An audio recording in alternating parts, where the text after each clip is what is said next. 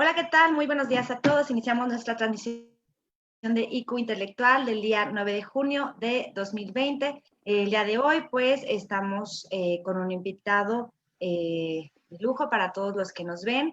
Es el doctor Mauricio Jalife Dager, y antes de iniciar el programa me voy a permitir leer su currículum, que en realidad es sumamente amplio. Creo que la mayoría de los que nos dedicamos a la propiedad intelectual lo conocemos, y pues es un placer el poderlo tener en este programa de IQ Intelectual. El doctor Mauricio Jalife Dager es doctor en Derecho por la Universidad Nacional Autónoma de México y especialista en Derecho a la Propiedad Intelectual por la Universidad Panamericana. Está dedicado al derecho a la propiedad intelectual desde 1983. Es editorialista semanal de El Financiero desde 1992 hasta la fecha y columnista de las revistas Inversionista Mexicano, T21 y Los Mercados, y titular del programa de radio Los Abogados en ASIR al aire desde 2009.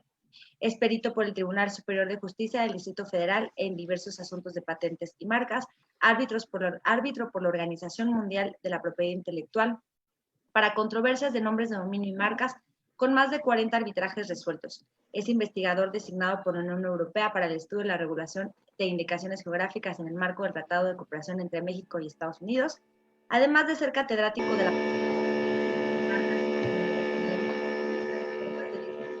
y actualmente profesora en la especialidad de propiedad intelectual de la Universidad Panamericana y tutor del doctorado en la UNAM.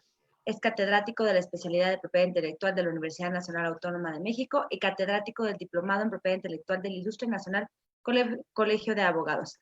Y pues muy buenos días, doctor. El día de hoy vamos a tocar un tema relacionado con las consecuencias en las franquicias derivado de esta pandemia que nos acontece a nivel mundial. Y bueno, el especialista nos va a hablar de este tema. Sí, Cintia, muchas gracias. Saludos a todos. Espero que, pues, digamos, de acuerdo a la situación de cada uno, pues vayamos sorteando con salud y con paciencia este tema, aprendiendo lo que en el camino, pues, esta nueva circunstancia nos va poniendo enfrente, ¿no? Ahora trabajamos de otra manera, y probablemente también pensamos de otra manera. Y uno de los temas que yo creo que nos está llevando a pensar de otra manera, pues es cuál es nuestro papel o nuestro rol como abogados en un entorno de este tipo, porque claramente cuando estamos viendo circunstancias de esta magnitud, ¿no? Un escenario de esta complejidad, pues claramente tenemos que ser sensibles y que entender que probablemente nuestro papel está, pues inclusive más allá de lo que pareciera normalmente nuestra actividad como abogados, de defender los intereses de nuestro cliente, de lo que además él mismo define como sus intereses, y que pues tenemos que interpretar un poco mejor la realidad, tener una buena lectura de lo que está sucediendo, tratar de generar pues un nivel mayor de conciencia, en el sentido de que nuestra intervención hoy en los conflictos más pasa por el tema de entender que cada negocio que cierra, porque a veces nuestra intervención tiene un reflejo, una consecuencia directa en que un negocio siga adelante o no siga adelante, ¿no? Están las cosas tan complejas desde el punto de vista económico para muchos negocios, que si dos abogados no entienden esta problemática y generan mayor distanciamiento entre las partes, pues el resultado es simple y sencillamente que el negocio probablemente que pudiera mantenerse operando no pueda encontrar un punto de acuerdo para seguir funcionando y termine cerrándose, y eso trae consecuencias para las partes, primero que nada, pero trae consecuencias para los empleados, por lo menos de una de las partes, el franquiciatario, trae consecuencias para la economía en su conjunto, trae consecuencias para los clientes, en fin, hay todo un entorno de tal nivel de complejidad que mantener los negocios a salvo, tratarlos de mantener abiertos y funcionando y generando riqueza y pagando sueldos, pues es una condición indispensable, ¿no? Yo te diría, Cintia, un poco para entender, digamos, todo este escenario, pues hay que regresarnos un poco, ¿no? A entender cómo está el tema de la fuerza mayor y el caso fortuito, la teoría de la imprevisión. En fin, hay varias piezas en el tablero que hay que considerar y atender. Primero yo te diría, el primer gran aprendizaje de todo este asunto, yo creo, es que los abogados ya no podemos en el futuro recurrir a las clásicas cláusulas que llamamos de cajón, ¿no? Copiamos las últimas 8 cláusulas de un contrato previo y las volvemos a insertar en el actual, ¿no? Igual que el proemio y las declaraciones, así le hacemos todos. No es ninguna novedad, está bien. ¿Por qué? Pues porque normalmente ese tipo de estructura de texto pues, se replica en los diferentes contratos, o por lo menos en los contratos que son del mismo tipo, ¿no? Así En otra franquicia, pues las cláusulas de fuerza mayor y en los contratos de arrendamiento y contratos de este tipo, pues a veces repetíamos una cláusula de casos de fuerza mayor o caso fortuito, y no pensábamos en que en realidad un día estaríamos en una circunstancia de ese tipo. Y mira que México es especialista en situaciones de fuerza mayor. Digo, con los sismos creo que hemos ya tenido pues experiencias que nos han puesto al límite, por lo menos focalizadas en ciertas áreas, ¿no? Pero ha sucedido. Luego, pues también de pronto hay partes del territorio nacional donde hay inundaciones, puede haber incendios, en fin, las situaciones de la naturaleza al final pueden sobrepasar a las partes, ¿no? Y cuando este tipo de contingencias tienen una característica de ser de carácter general, impredecible o imprevisible, y además incontenible, que va más allá de las posibilidades de las partes de lidiar con ello, pues entonces estamos en presencia de una causa de fuerza mayor que rompe el equilibrio del contrato. Entonces, primera lección para mí, y se las comparto, es hay que revisar las cláusulas de fuerza mayor y caso fortuito en los contratos, hay que estar conscientes de que sí suceden este tipo de eventos o pueden suceder, y que lo malo es que ahora, cuando recurrimos a la cláusula de fuerza mayor, pues nos encontramos todo tipo de escenarios que las partes ni se acordaban que estaba en el contrato o que decía. Desde casos en donde dice, aquí nada, no hay ninguna circunstancia ni razón por la cual se pueda retener el pago de regalías, ni dejar de lado las prestaciones, bla, bla, bla, hasta cláusulas que dicen, se suspenden totalmente las prestaciones entre las partes mientras dure la causa de fuerza mayor. En esos dos polos, en esos dos extremos a veces nos ubicamos, ¿no? Lo cual, pues ninguna de las situaciones necesariamente era la respuesta correcta. Entonces, primer tema, cuidar en el futuro este tipo de situaciones en los contratos. Segundo tema, hay que corregir los contratos que tenemos, es decir, en la medida de lo posible, negociarlos y llegar a cláusulas que reflejen mejor el aprendizaje que estamos teniendo en esta circunstancia tan compleja y desafortunada, para tratarlos de modificar y ser previsores. Y bueno, ¿y ahora qué hacemos con lo que está pasando en estricto sentido, ¿no? Bueno, sabemos bien, nuestro sistema jurídico ha seguido y ha interpretado y ha respaldado el principio de pacta sunt servanda, este que desde el derecho romano informa pues a muchos de los sistemas codificados de nuestros países. Bajo esta condición de que los contratos se deben cumplir, digamos, en su literalidad, al pie de la letra, de acuerdo con lo que dice el texto, o en su caso, con lo que las partes quisieron decir, y que no hay circunstancias ajenas que alteren o modifiquen el tamaño ni la naturaleza de las prestaciones. Sin embargo, desde el 2011, en México, en diferentes estados de la República, la Ciudad de México es una de las zonas en donde se adoptó esta modificación. Hay más o menos unos 10 códigos en los diferentes estados civiles que tienen esta figura. Incorporaron una modificación conocida como teoría de la imprevisión. Justamente esta fue una modificación que estuvo inspirada o motivada por el brote de H1N1 que en 2009 enfrentamos y que, bueno, pues al final, digamos que nos hizo pensar en que esto sí puede pasar. Entonces, bueno, este cambio se introduce en algunos de los códigos y ahí se dice que cuando las partes se enfrentan a una situación de esta naturaleza, de fuerza mayor, que altera, que rompe el equilibrio contractual, es necesario restaurar el equilibrio contractual. En el caso, por ejemplo, del Código Civil de la Ciudad de México, le da la oportunidad a aquella parte que considere que ha sido más gravemente afectada, que está, digamos que enfrentando una onerosidad particular, tratar de, pues digamos, resolverlo, y le da un mes para hacer valer esta circunstancia ante un juez.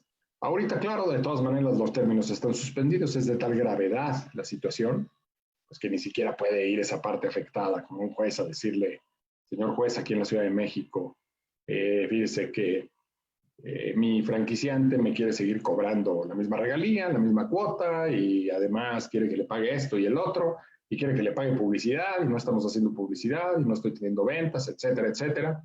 Claramente el contrato podría estar representando un gravamen, digamos, extremo para una de las partes, mientras que para la otra pudiera simplemente no representar una afectación mayor. De tal suerte que esta teoría de la imprevisión pues rompe este rebus sic tantibus, este otro principio, digamos, esta otra manera de mirar los contratos y de interpretarlos, en el sentido de que efectivamente puede haber una serie de condiciones externas que pueden alterar o modificar las circunstancias bajo las cuales las partes se obligaron a las prestaciones que mutuamente se concedieron en algún momento. Y hay que entender este rompimiento del equilibrio contractual pues, de una manera muy simple.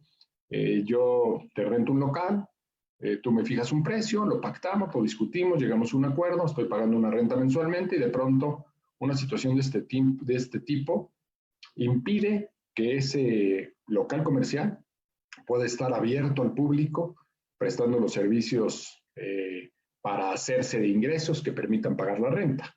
Es decir, el destino o fin para el que el contrato de arrendamiento fue celebrado, pues simplemente no se puede materializar, no se puede cumplir. Eso no significa que la parte afectada quede absolutamente liberada de las obligaciones, como a veces se piensa, ¿no? Si estamos en una situación de fuerza mayor, no te pago la renta y ahí quedamos. No, el local comercial lo cierto es que sigue cumpliendo una función a favor del arrendatario, ahí tiene sus enseres, ahí tiene su equipo, etcétera. De todas maneras no está a disposición del propietario y por lo tanto lo que la teoría de la imprevisión plantea es que se necesita encontrar un punto que equilibre las prestaciones durante el tiempo en que la emergencia o la situación de fuerza mayor prevalece. Que me parece a mí pues es un principio muy sensato, es un principio que trata de preservar la continuidad de los contratos y que por lo tanto pues hay que tenerlo todo el tiempo en perspectiva, digamos, y que más allá de lo que la cláusula de fuerza mayor diga en los contratos, más allá de, digamos, lo que las partes hayan establecido, y etcétera, de lo que sea exigible jurídicamente, creo que como abogados nos toca tratar de, pues bueno, por lo menos poner esta perspectiva en ojos de nuestros clientes, en el sentido de que los sistemas jurídicos también por una serie de equilibrios en los contratos con objeto de mantener las relaciones hacia el futuro, ¿no? Que digamos ese sería en este momento una de las finalidades de este tipo de interpretación. Ahora, en los contratos de franquicia, ¿qué es lo que estamos viendo? Estamos viendo toda clase de situaciones, pero yo diría la mayor parte de los problemas estriban en lo siguiente. Primero, en el tema de las regalías.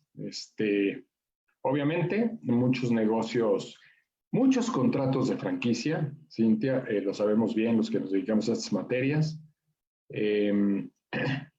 están esencialmente basados en el pago de una regalía, que es un porcentaje de las ventas que se realizan al público, regalías del 3%, del 5%, del 7%, más normalmente una cuota para gastos en publicidad. lo que pudiera ser más o menos un 1.5, un 2% también de las ventas netas. Vamos a suponer que si la franquicia cobra 6% de regalías más el 2%, pues estaríamos hablando de un 8% de regalías en total, vamos a decir, ¿no? Parece a veces cuando nuestros clientes nos piden asesoría para comprar una franquicia y les decimos, pues mira, entre una cuota y otra vas a pagar un 8% sobre tus ventas. Dicen, oye, pues me parece muy sensato, no parece una cuota alta. No parece una cuota alta hasta que empiezas a operar y te das cuenta que tienes utilidades del 10% de manera continua durante el primer año, porque apenas estás en la curva, vamos a decir, de eso sí te va bien, y que ese 10%, de ese 10%, pues hay que calcular el 8% no de la utilidad, sino de las ventas totales a favor del franquiciante. Entonces, que no solamente no ganaste, sino que acabaste perdiendo con todo y que tuviste utilidades aparentemente, porque ese costo, pues bueno, si un negocio tiene 16% de utilidades, pues prácticamente el total se irá, de la utilidad se irá a pagar la regalía del franquiciante. Entonces no es una cantidad baja, ni mucho menos, es una cantidad compensatoria para todo lo que el franquiciante da.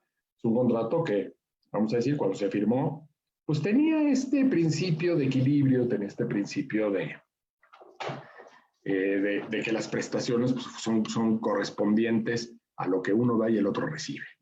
Pero en una situación de este tipo las cosas se complican.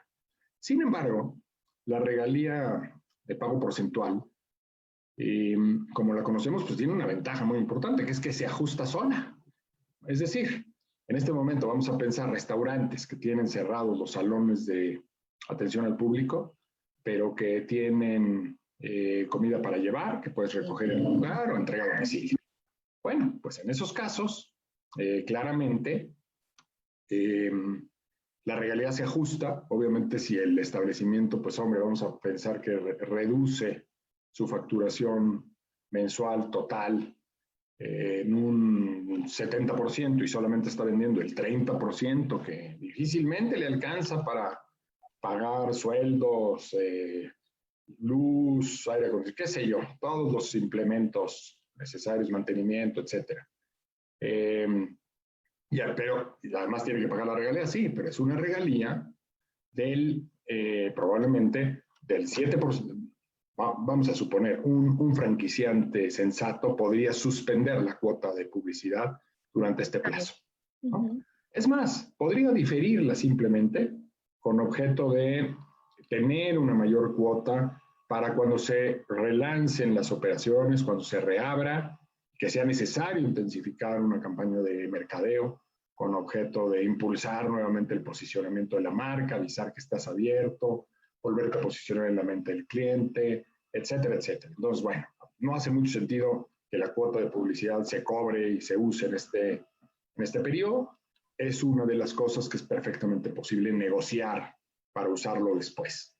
Y respecto de la cuota normal de regalías, pues bueno, en vez de que me pagues el 6% de los 100,000 pesos que vendías, pues me vas a pagar el 6% de los 30,000 pesos que estás vendiendo. Yo creo que otro aprendizaje de este asunto, otro mensaje que podemos pues trasladarle a quienes nos escuchan para si les es de utilidad, es que en estas situaciones normalmente las afectaciones son para los dos bandos. No solamente el franquiciatario que paga una regalía resulta afectado, porque el franquiciante también presta servicios y debe mantener su plantilla operativa. Es más, mientras que el franquiciatario a veces pues está simplemente cerrado, vamos a pensar en una estética, y a lo mejor llegó a un buen acuerdo con el arrendatario, con el arrendador, y le dejó de pagar la renta o está pagando muy poquito y tiene 2 o 3 empleados, llegó a acuerdos con ellos para hacer una reducción en sueldos, etcétera. El franquiciante puede ser que tenga que estar atendiendo a múltiples franquiciatarios que no le están pagando regalías. Entonces, hay de los dos lados y hay que entender o ponerse en la postura de ambos para tratar de entender cuál es la naturaleza del conflicto. Y luego están los negocios que tienen regalías de cuota fija, ¿no? Las franquicias de cuota fija. Ahí sí es un problema, porque sí hay muchos negocios que dicen, tú me pagas una cuota de 10,000 pesos mensuales y listo, ¿no? Y con eso estamos hechos, no te preocupes. Si vendes más, qué bueno, si vendes menos, no importa, tú me pagas 10,000 pesos y con eso está satisfecho el pago. Sí, lo que pasa es que en estas épocas puede ser mucho dinero en función de la reducción de ventas o de la eliminación de ventas. Entonces, ahí sí se tiene que negociar. Una posibilidad, por ejemplo, es que provisionalmente las partes pacten un pago de una cuota porcentual durante el tiempo que dura la emergencia. Vamos a pasarnos a una regalía porcentual a las ventas del 5, del 6%, mientras dura esto, o pues una reducción significativa de la cuota a un punto en donde le permita al franquiciante seguir operando y sea un alivio para el franquiciatario la disminución. Otras áreas en donde estamos encontrando serios problemas es, por ejemplo, en el tema de la renovación de locales. Habían franquicias, unidades que ya tenían programado o incluso estaban retrasados en hacer la remodelación. Ese es uno de las áreas siempre muy conflictivas en los contratos de franquicia, porque cuando uno firma el contrato y dice que, pues transcurridos ciertos años de operación, de acuerdo al estado de cada unidad, se dictaminará en el momento en que resulte necesaria la remodelación o simplemente cada determinado tiempo, ¿no? Franquicias que ya tienen mucha experiencia, pues ya saben que un restaurante después de 6, 7 años, pues necesita remodelación, necesita volverse a equipar, necesita nueva decoración, etcétera, etcétera. Entonces la franquicia ya lo tiene pactado, que en determinado tiempo hay que remodelar. Pues que una remodelación en estos momentos de un local grande, de lo que sea, pues puede costar 1, 2, 3 millones de pesos. Y eso en una situación de este tipo, claramente es un gravamen enorme para un negocio que no está teniendo ventas, que no había logrado reunir los fondos necesarios para la remodelación y que además está ante un escenario de un mercado que no se ve con claridad cómo se va a comportar. No va a abrir, no sabemos cuánto van a durar las diferentes etapas de los diferentes semáforos para saber cuándo pueden empezar a operar con 30%, con 50% de capacidad, cuándo vamos a regresar a una ocupación plena, cuándo la gente va a recuperar la confianza para estar yendo a los restaurantes como lo hacíamos antes, o a las estéticas, o a los gimnasios, etcétera. Y eso pues plantea claramente un escenario muy delicado en donde la baja de ingresos para los negocios pues, puede representar la diferencia entre sobrevivir o no. Es decir, que los gastos no sean, digamos, fáciles de cubrir, pues plantea la inviabilidad, o sea, puede llevar a la inviabilidad de un negocio. Entonces, en el tema de las renovaciones o remodelaciones de locales, pues se necesita tener sensatez, tratar de diferirlas en la medida de lo posible o concentrarse en aquellos implementos que ya resulta indispensable cambiar y demorar los siguientes, etcétera. Bueno, hay situaciones en donde inclusive, por ejemplo, una remodelación de un local cuando necesita un permiso de la autoridad competente, pues evidentemente la situación de fuerza mayor lo alcanza. No puedo pedir el permiso para realizar la remodelación, la licencia de construcción o de remodelación, consecuentemente no, ni siquiera la puedo hacer por razones de orden jurídico. Entonces hay que entender eso. Luego está el tema de los contratos de desarrollo, aquellos contratos en donde alguien adquirió el derecho exclusivo a desarrollar cierto número de unidades en un cierto territorio y que estaba obligado a abrir 1, 2, 4, 6 establecimientos en la República Mexicana en lo que restaba del 2020. Pues claramente no es alcanzable esa meta, claramente esta situación de fuerza mayor lo impediría. Ni siquiera hubo un tiempo en que ni siquiera la construcción estaba considerada como esencial. Y por lo tanto, pues no hay condiciones para cumplir con el contrato. Pues estamos hablando de contratos de muchos millones, no solamente de pesos, a veces de dólares, donde hay muchísimos intereses que se cruzan y que si las partes no están en una disposición de hacerse mutuas concesiones y de entender la problemática, pues puede llegar a situaciones verdaderamente delicadas, ¿no? Entonces, ahí una vez más, creo que la labor que los abogados podemos desempeñar es clave, es crítica, para que, pues bueno, nuestros clientes puedan sopesar diferentes escenarios, bajo la premisa de que normalmente lo que las partes quieren es preservar el negocio que tienen, ¿no?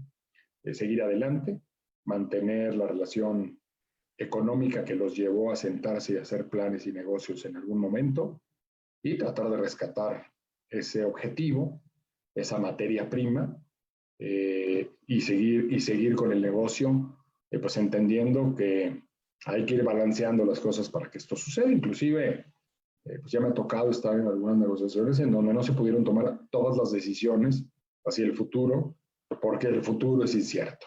Entonces van tomando decisiones sobre la marcha, se toman acuerdos de aquí a un mes, de aquí a 2 meses, y en 2 meses está el compromiso de volverse a sentar, incluso en el propio convenio modificatorio, para evaluar cómo van las cosas y tomar nuevas decisiones, ¿no? Un poquito, pues en esta situación tan cambiante, pues vamos a tener que estar un poco en esa condición.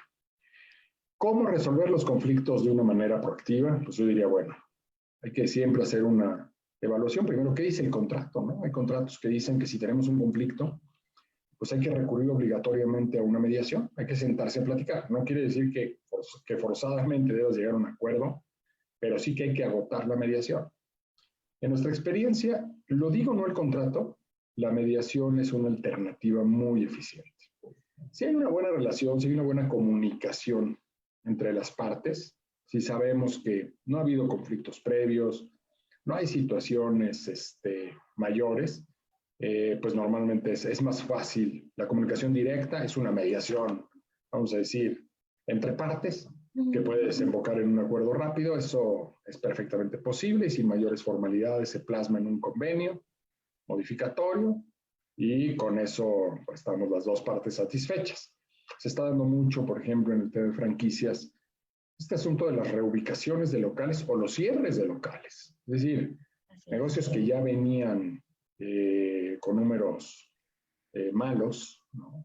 Lugares en donde las ventas no estaban permitiendo tener una utilidad buena, porque a veces yo les digo a los clientes, lo peor que te puede pasar en una franquicia es que te vaya más o menos, ¿no? Que te vaya regular. Esta vez es mejor que te vaya mal, porque te das cuenta rápidamente y tomas decisiones rápidamente y tratas de corregir, ¿no? De cambiar de ubicación, de cambiar de operador o de plano de cerrar, porque simplemente a pesar de que las partes se esforzaron, pusieron todo su empeño, pues bueno, probablemente resultó que el negocio simplemente no funcionó, porque así es el mercado de caprichoso, ¿no? Se puede tener una fórmula muy probada y simplemente en una cierta ubicación no funcionan las cosas y no significa que las partes hayan incumplido o hayan hecho algo mal, simplemente el mercado es así. Pero cuando te va a regular, cuando estás en la línea de flotación del negocio, mantiene durante varios meses, es terrible porque el franquiciatario, y además le dedica mucho tiempo al negocio, en lo personal, y no tiene un sueldo, y vive de las utilidades que el negocio debería estar dando. Pues siempre está confrontado a una circunstancia donde dices que estamos ya casi en punto de equilibrio, ¿no? O en punto de equilibrio. Pues estar en punto de equilibrio significa que sigues perdiendo.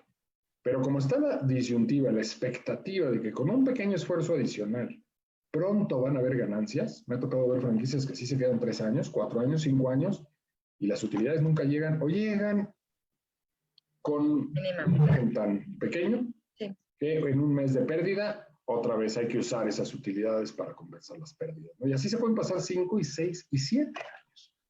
Y lo malo es que durante todos esos años, el franquiciatario le sigue pagando su regalía al franquiciante. ¿Eso en qué se traduce? Pues simple y sencillamente, se traduce en que se desgasta la relación. Hay un punto en donde el franquiciatario dice, ¿sabes qué? Esto no puede seguir así. El franquiciante está ganando su dinero, su pago de regalías a partir de las ventas que realizamos, pero nosotros no tenemos utilidades, ¿no? Entonces eso se necesita cambiar. Ese tipo de negocios llegan a un punto donde dicen, ¿sabes qué? Tengo que cerrar. No puedo seguir. Pero lo malo es que el contrato prevé penalidades por cerrar anticipadamente y que no necesariamente la situación de emergencia los disculpa. Entonces, ahí hay que entrar a esta revisión, a este análisis, ver qué dice el contrato, analizar si en ese estado hay este principio de la teoría de la imprevisión, tener algún pronóstico de lo que puede suceder. También está el principio jurídico de que nadie está obligado a lo imposible. Y buscar una salida. Buscar una salida viable para las partes. Si el negocio ya, en definitiva, no tiene posibilidad de supervivencia, bueno, pues tomar la difícil decisión de cerrar porque esta pandemia ya no deja margen para nada más. Y tratar de ser flexibles con las partes, con el franquiciatario, para que pueda encontrar una salida pues lo menos perjudicial posible, asumiendo pues que ha tenido pérdidas probablemente acumuladas durante mucho tiempo, ¿no? Eso es lógico y entendible. Cuando se recurre a la mediación, lo diga o no lo diga el contrato, pues hay que recurrir. Mi recomendación sería ir a mediación con un mediador certificado. Claro. Eso nos va a permitir derivar a un convenio de mediación que se puede inscribir ante el Tribunal Superior de Justicia del Estado donde se haga la mediación.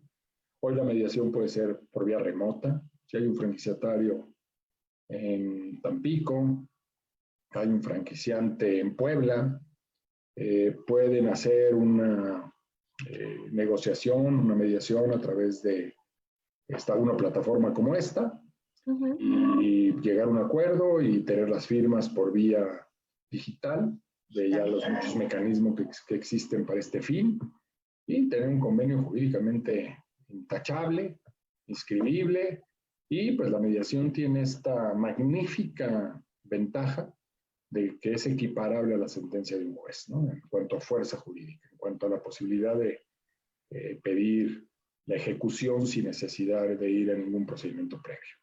Y eso, pues evidentemente que le da a esa mediación una nota, una característica que es muy valiosa. Pero por otro lado, pues yo te diría, la mediación tiene esta gran ventaja de, pues de crear un ambiente propicio para que las partes puedan hablar, puedan reconocerse, puedan un poco verse a los ojos, ¿no? Decirse lo que se tengan que decir cuando eso sea necesario. Hay muchas sesiones de mediación en donde no están las dos partes, solamente está una parte con el mediador, con objeto de que el propio mediador pueda ir identificando, ¿no?, de dónde viene el conflicto. En franquicias, por ejemplo, nos ha pasado mucho que ya que le escarbamos un poquito, nos damos cuenta que el tema no era que si se entregaba a tiempo, no se entregaban a tiempo los insumos, que si la calidad era la correcta o no. Simplemente no se llevaban bien el supervisor de la franquicia y el franquiciatario. Ya traían un pleito ahí o alguna disputa personal y ya todo era un problema. Convirtieron en un conflicto cosas que no lo eran de suyo, ¿no? Entonces, cuando se logra desactivar esa parte humana, digamos, natural de las relaciones, y se entiende verdaderamente de dónde viene el conflicto, es mucho más fácil proponer soluciones bajo la premisa de que la mediación no busca hacer justicia, busca la paz, busca que las partes hagan ciertas concesiones y que puedan encontrar un punto donde se sientan cómodos, sientan que los dos ganaron, los dos ganan y se levantan de la mesa con un acuerdo que los deja satisfechos y que les permite seguir adelante con este tipo de negocio, ¿no?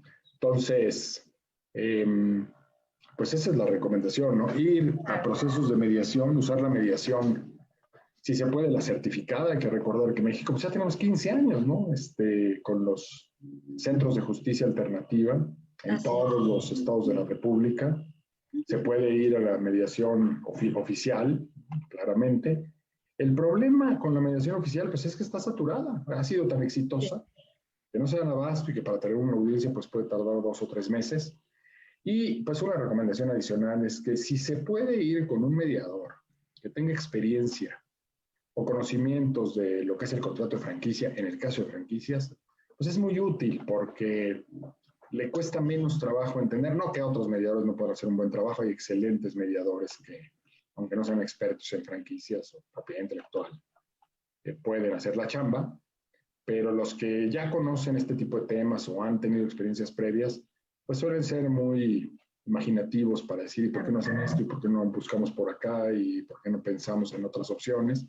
Nos ayudan mucho en el proceso porque al final están regulados por el principio de neutralidad y eso pues normalmente va conduciendo las cosas a que después de unas cuantas sesiones, algo que iba a ser un problema jurídico mayúsculo, que nos íbamos a ir 3, 4 años a los tribunales, ahí que las partes se desgastan y acaban realmente muy insatisfechas del resultado, ¿no? Porque sí, uno ganó, uno perdió, pero resulta que el que ganó dice, pues sí gané, pero ni voy a cobrar, gané después de 5 años, me costó un dineral ganar, eso no es ganar. Ganar significa que las dos partes se levanten satisfechas, que encontraron una salida en 3 semanas, ¿no? Eso es ganar, desde mi punto de vista. Entonces, como abogados, pues creo que debemos ahorita estar muy orientados, digamos, a este tipo de opciones, a preservar los sitios de trabajo, los centros de trabajo, las unidades franquiciadas, a que puedan volver a la operación y que entendamos que eso tiene pues, una repercusión directa en los puestos de trabajo de la gente que trabaja ahí, Claro. una repercusión directa en la generación de riqueza en México y que ahorita verdaderamente todo cuenta. ¿No? Claro. Cualquier Nos negocio, corresponde ¿no? asesorar bien, así es. Todo. Entonces, pues un poco ese es el mensaje, Cintia, que esta es un Claro. poco la radiografía de lo que yo estoy viendo que está pasando en el sector. Afortunadamente, pues estoy yo constatando que muchos de los colegas y muchos de los franquiciantes y franquiciatarios están en esta misma sintonía, Claro. encontrar salidas y soluciones, están siendo muy colaborativos y está siendo una buena lección de cómo funciona el sistema jurídico cuando todos los integrantes, pues digamos que compartimos esta misma percepción. Claro. Y al final, bueno, la franquicia no termina de ser un contrato, que es un acuerdo entre las partes y que son las partes las que van a ajustarse y que nosotros tendríamos que asesorar. Y a mí me surge una duda en referencia a aquellas franquicias, porque, bueno, a lo mejor algunas franquicias tuvieron la posibilidad de que si eran restaurante, pues tenían la opción de servicios para llevar, de cualquier otro, para poder subsistir con la franquicia. Pero franquicias, por ejemplo, enfocadas a gimnasios, que además hasta donde hemos visto el calendario del semáforo, pues los prevé casi hasta septiembre. Así es. ¿Cómo es y de quién es la obligación de a lo mejor hacer una estrategia para que puedan funcionar? Porque a lo mejor yo soy el franquiciatario y mi estrategia es hacer una nueva página de internet para poder subir videos y hacer todo, pero tal vez el franquiciante no está en esa opción. ¿De quién es la obligación de esa estrategia para que pueda subsistir la franquicia como tal? Pues mira, la obligación es del franquiciante. El franquiciante es el que tiene la experiencia, el que conoce la marca, es el dueño de la marca y es el que tiene a veces, además, pues, los recursos y fondos de la cuota de publicidad para lanzar este tipo de iniciativas. Pero al final es una marca compartida, es una marca que todos están utilizando y que así sea en una pequeña fracción, pues el franquiciatario se siente también parte de la marca. Así. Entonces, es una obligación inicialmente del franquiciante, pero no está nada mal y sucede con mucha regularidad que el franquiciatario haga consultas con el franquiciante, le proponga planes, ideas, y cuando son sensatas, pues el franquiciante muchas veces las toma, las acepta e incluso las extiende al resto de la red, ¿no? Por ejemplo, pues bueno, ya de hecho, por ejemplo, en el tema de publicidad, muchos de los contratos prevén partir la cuota. Un 1%, vamos a decir, de la cuota de publicidad se va a publicidad corporativa de la marca general, pero un 1% lo puede gastar directamente el franquiciatario en publicidad local, en lo que a él le funciona en su zona. Redes sociales, a lo mejor directorio telefónico, a lo mejor un espectacular. Cada ciudad de la República se comporta de maneras diferentes, el mercado tiene prácticas distintas o ciertas modalidades, entonces ha sido, porque antes era muy injusto, se decía, bueno, el 2% en publicidad, pero el franquiciatario de Tijuana decía, oye, a mí como que no me sirve mucho que pongas espectaculares en la Ciudad de México, o sea, sí te estás gastando el dinero, pero eso a mí no me sirve absolutamente de nada, ¿no? Entonces llegó a este acuerdo de dividir la cuota y ha resultado creo que muy práctico y muy bueno para todos los casos. Nada más la recomendación sí es que los franquiciatarios, si se les ocurre algo nuevo, distinto, que no está autorizado previamente, pidan permiso, porque si no, genera mucha tensión cuando el franquiciatario empieza a tomar decisiones personales que no están avaladas por la franquicia. Sí, claro. Sí, sobre todo en este ejemplo que puse, que además inclusive hay nombres de dominios involucrados y toda esta cuestión. Exactamente. Y en el caso de la redacción de las cláusulas que comentábamos en un inicio del programa, yo creo que la mayoría de los abogados estamos muy familiarizados con el Código Civil y con el caso fortuito y fuerza mayor, y todos lo preveíamos. Y la mayoría pues procurábamos poner las que podían ocurrir, terremoto, inundaciones, pues todo a lo que estamos expuestos, y yo creo que nadie, inclusive en ninguna parte del mundo, habíamos tal vez considerado una pandemia, o tal vez sí en donde las había. O por ejemplo Estados Unidos, que sí prevé como caso fortuito y fuerza mayor las guerras, ¿no? Guerras mundiales. Aquí no, porque no estamos nosotros en... ¿Es una obligación el tener que especificar ese tipo de casos fortuitos o queda abierto como tal? Queda abierto, no hay ninguna obligación. Los abogados por rutina incluimos una cláusula de fuerza mayor. Así. En Estados Unidos el famoso Act of God.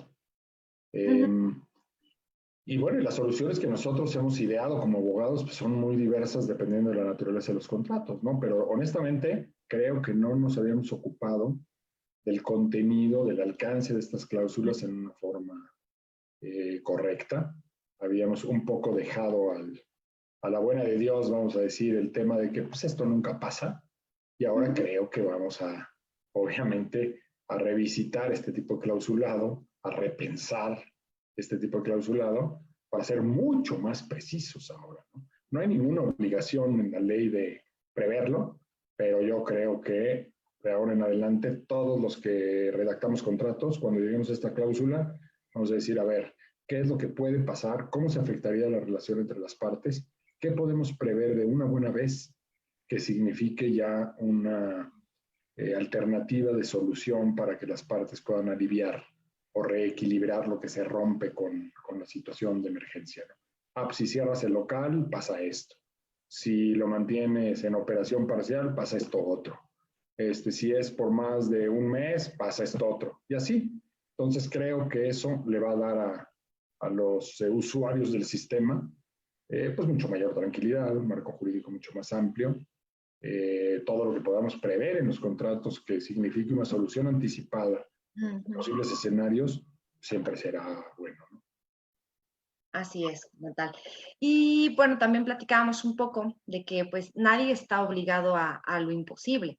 Y en este caso seguramente hubo franquicias que se vieron tan afectadas que a lo mejor no pudo haber una recuperación económica, no se pudo haber dado un pago de regalías, e inclusive justo la cuestión de que los locales pues tampoco tenían la obligación de disminuir la renta, pues también como imposibilitó a los franquiciatarios a la continuidad de la franquicia. En estos casos, ¿aplica la penalidad como tal?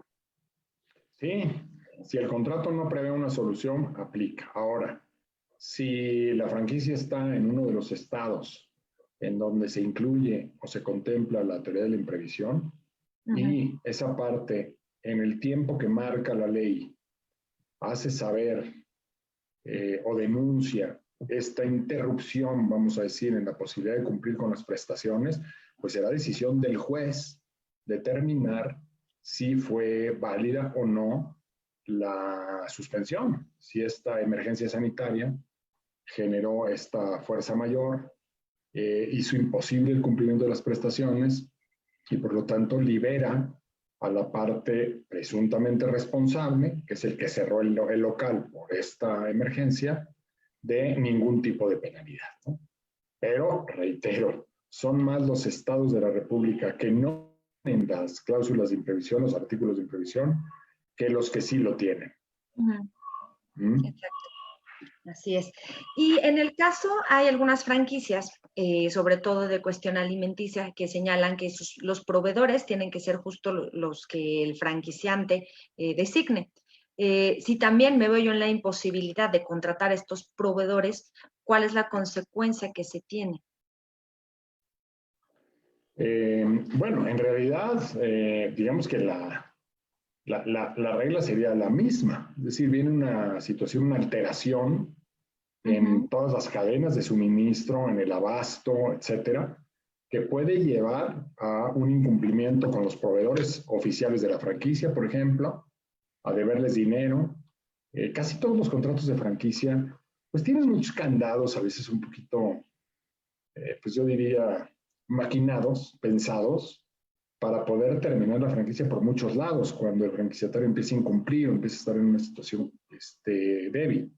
Por ejemplo, casi ninguna franquicia se vuelve proveedor directo del franquiciatario, sino que se forma una empresa que es un comisariato, un proveedor independiente, que tiene la relación con el franquiciatario y ese franquiciatario le va comprando los productos que son exclusivos, vamos a decir, ¿no? Ciertos insumos, ciertos productos específicos ya elaborados y demás. Además, es parte de la naturaleza del contrato de franquicia garantizar la calidad, el sabor, etcétera, por lo cual se entiende que deba ser así.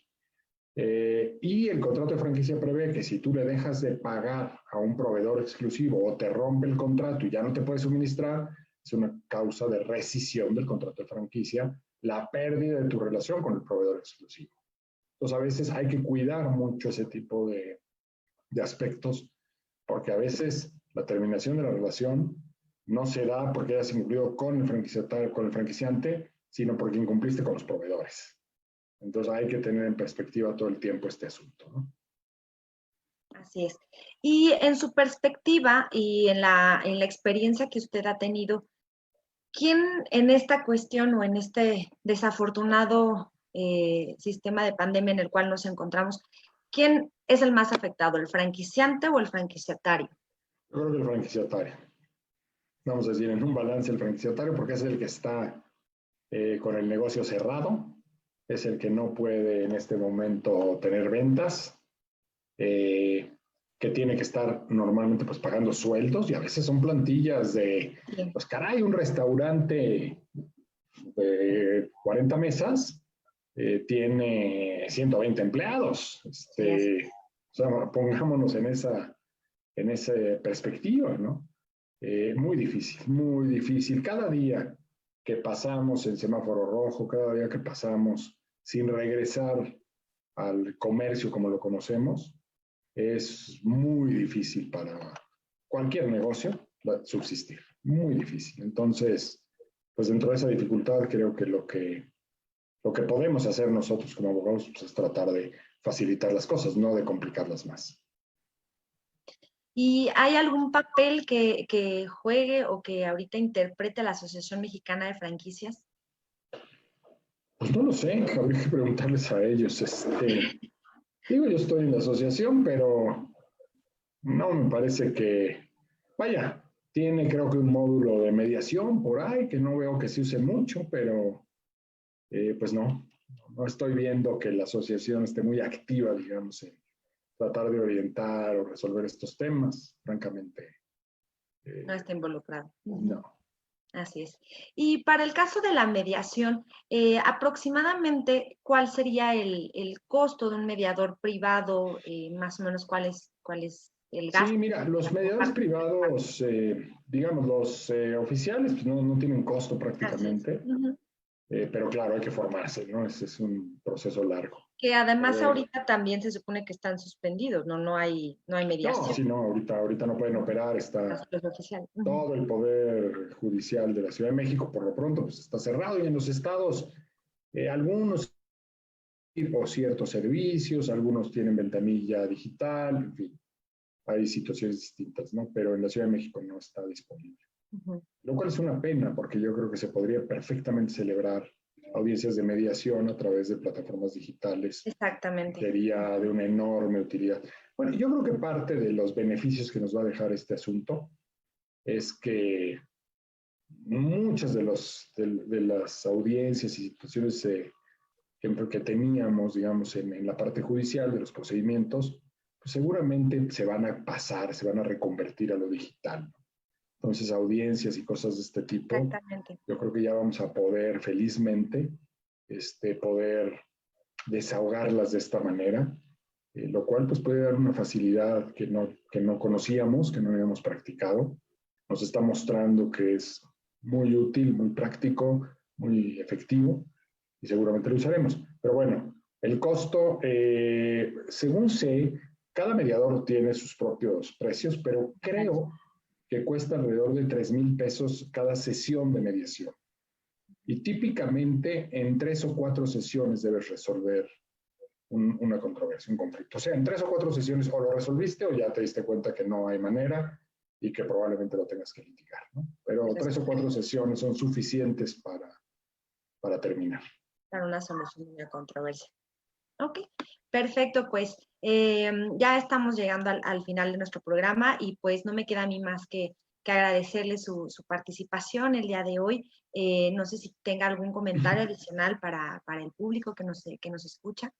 No, nada, pues nada más saludarlos, desearles que pasen con mucha salud por este trance, y que pues no perdamos la calma, tratemos de tener la paciencia necesaria para no perder lo ganado, ¿no? Porque pues sí, todos estamos ya muy desesperados por salir y por tratar de regresar a nuestras rutinas, pero la verdad es que los números indican que debemos quedarnos en casa y no quiero que piensen que soy emisario de López-Gatell, lejos de eso, pero bueno, no le dejemos toda la responsabilidad al gobierno, ¿no? Cada uno asumamos la parte que nos toca de nuestra responsabilidad y cuidémonos porque la verdad es que sí, las cosas están feas.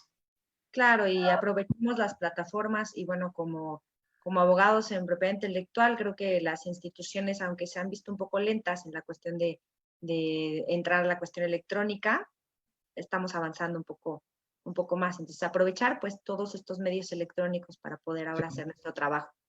Así es, exactamente, estar muy atentos y bueno, ya el Poder Judicial Federal por lo pronto, También. pues ya la ventanilla electrónica, ya los juicios en línea ya se van a poder gestionar. Entonces, claro, van a haber fallas, van a haber problemas, van a haber imprecisiones, probablemente en la parte jurídica hay algunas fisuras. Hay que entenderlo como abogados, hay que tratar de estar, yo creo que activos, con propuestas buenas, avanzando. Yo creo que son cambios muy positivos. Así es. Y pues muchísimas gracias. El día de hoy concluimos con nuestra transmisión. Agradezco nuevamente al doctor Mauricio Jalife que aceptó nuestra invitación y que además nos compartió un tema sumamente interesante y pues relevante de actualidad totalmente. Muchísimas gracias, doctor. Hasta luego, Cintia, que estén muy bien. Saludos a todos. Hasta luego a todos. Bye.